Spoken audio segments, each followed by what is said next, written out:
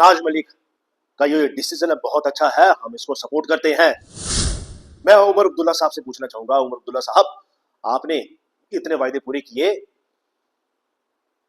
सिर्फ 2-3 चीजें आपने लोगों के सामने पेश की और लोगों को बेवकूफ बनाया।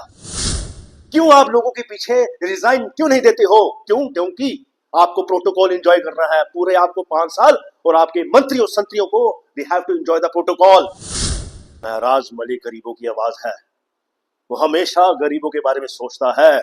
उसने जब देखा 9 महीने में इन्होंने कुछ नहीं किया, बहुत कुछ कर सकते थे, लेकिन सिर्फ एनसी गवर्नमेंट ने लोगों को बेवकूफ बनाया। देखिए, महराज मलिक ने जो अपनी सपोर्ट वापस ली है एनसी गवर्नमेंट से, वो एकदम बिल्कुल ठीक किया उसने।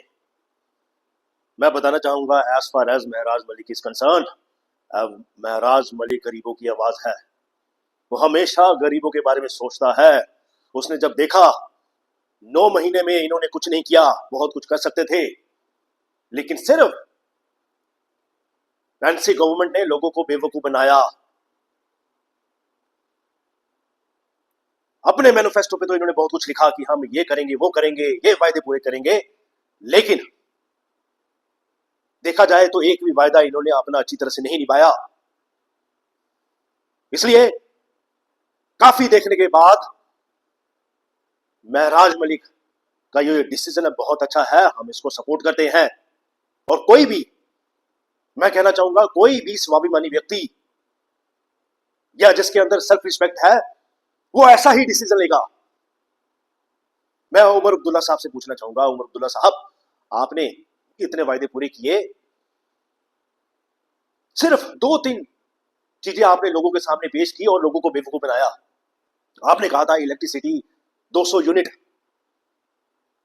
पूरे जम्मू कश्मीर को दी जाएगी, लेकिन इलेक्ट्रिसिटी किसको फ्री मिली? 200 यूनिट सिर्फ AA के लोगों को, जिनकी परसेंटेज 2% से कम है जम्मू कश्मीर में।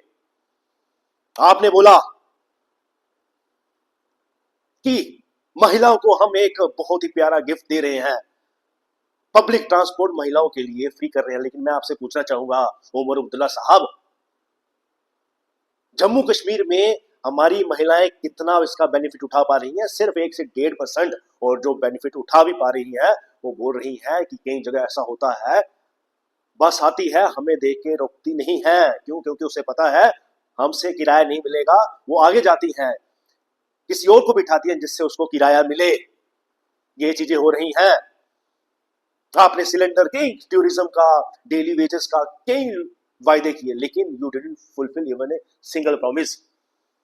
आज हमारा टूरिज्म सेक्टर, खासकर जम्मू डिवीजन की बात करूं जनाब, जीरो क्या नेगेटिव है, जबकि इतना ज्यादा स्कोप है यहां पर।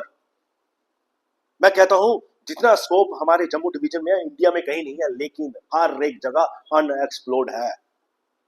बिजली की बात करूं, हमारे हेल्थ इंफ्रास्ट्रक्चर की बात करूं, पानी की बात करूं, हर जगह धज्जियां उड़ी पड़ी है। और आप फिर भी, मैं कहना चाहूंगा, क्या करते हो आप? दिल्ली वालों की खुशामदी करने में लगे हो, चापलूसी करने में लगे हैं।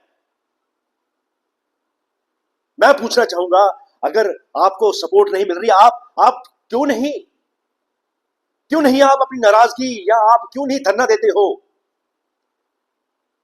क्यों आप लोगों के पीछे रिजाइन क्यों नहीं देते हो? क्योंकि आपको प्रोटोकॉल एंजॉय करना है पूरे आपको 5 साल, और आपके मंत्री और संत्रियों को they have to enjoy the protocol. आपको कुर्सी प्यारी है, दैट इज व्हाई आप सेंट्रल गवर्नमेंट के खिलाफ इतने स्टर्नली खड़े नहीं होते हो, धरना दे देते हो, कुर्सी छोड़ने को राजी नहीं हो। तो इसलिए महराज मलिक ने जो किया बहुत अच्छा किया। मैं फिर से रिपीट करूंगा, कोई भी व्यक्ति जो स्वाभिमानी है, जिसके अंदर सेल्फ रिस्पेक्ट है, उसको ऐसे ही करना चाहिए।